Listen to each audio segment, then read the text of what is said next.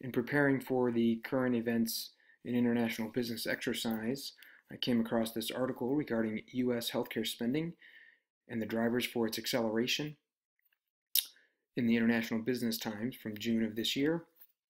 And I would like to discuss some of the factors contained within that article, as well as some of the other issues that are affecting the current state of healthcare in the United States today. Obamacare, otherwise known as the Affordable Care Act. Some key questions regarding Obamacare is, first of all, does it work? Is it truly affordable for anyone? Has Obamacare made delivery of healthcare to the United States more efficient? And what impact does the Affordable Care Act and the U.S. healthcare expenditure projections have on our future economy?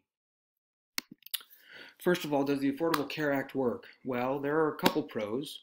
Number one, it certainly has reformed the pre-existing conditions exclusion, making previously uninsured patients insurable for the first time in the United States.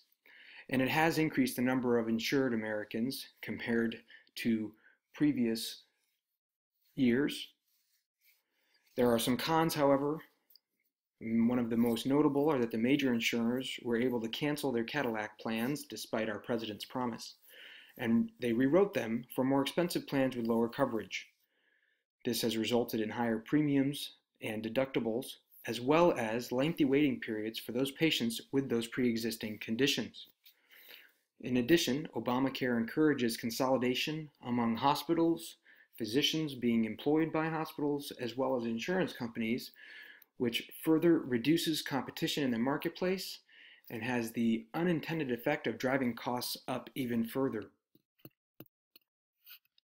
Regarding expanding public coverage, the Affordable Care Act has achieved that goal, but it has been only able to achieve that largely by expanding publicly funded Medicaid.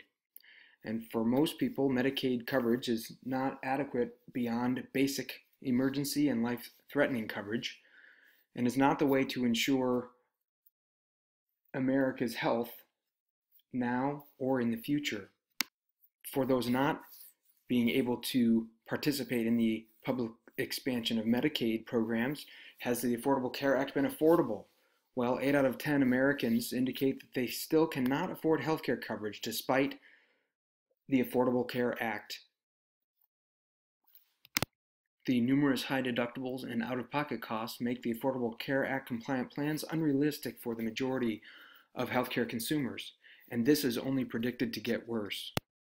It is projected by 2024 that the growth in healthcare spending will average nearly 6% per year, and that within 10 years, we may be approaching almost 20% of U.S. gross domestic product being spent on healthcare every year, to a total of $5 trillion. Well, why would this occur, and what should we expect?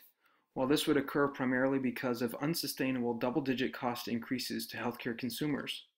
In addition, as a result of federal government bailout programs to the insurance companies, a marked increase in tax burden to the average American taxpayers in the form of reinsurance.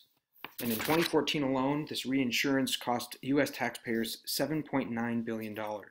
These disturbing trends indicate that we are going in the wrong direction.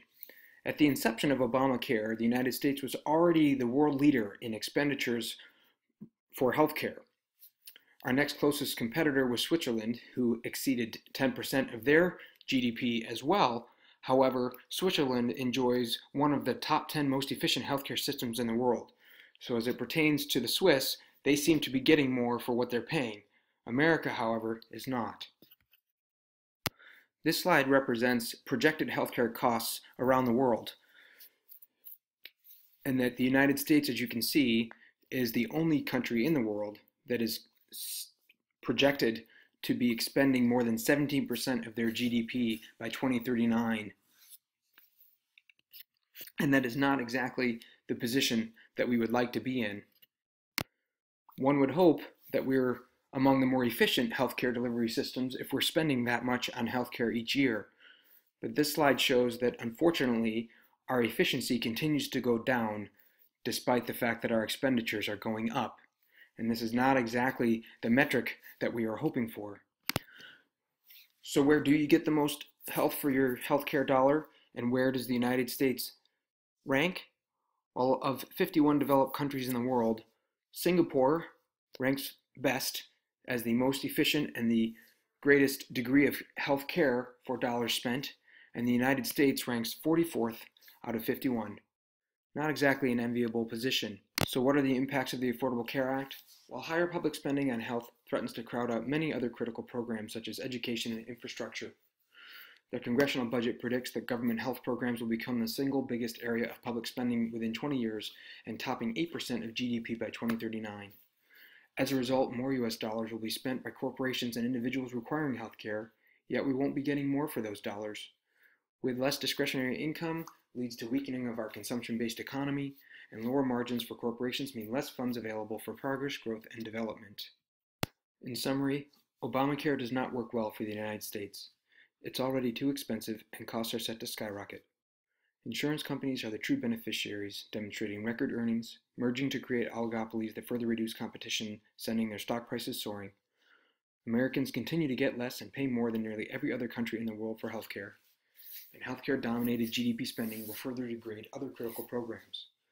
Obsession with Obamacare will paralyze America's economy, and America should emulate our worldwide neighbors who prioritize efficiency and sustainability over profitability. Thank you.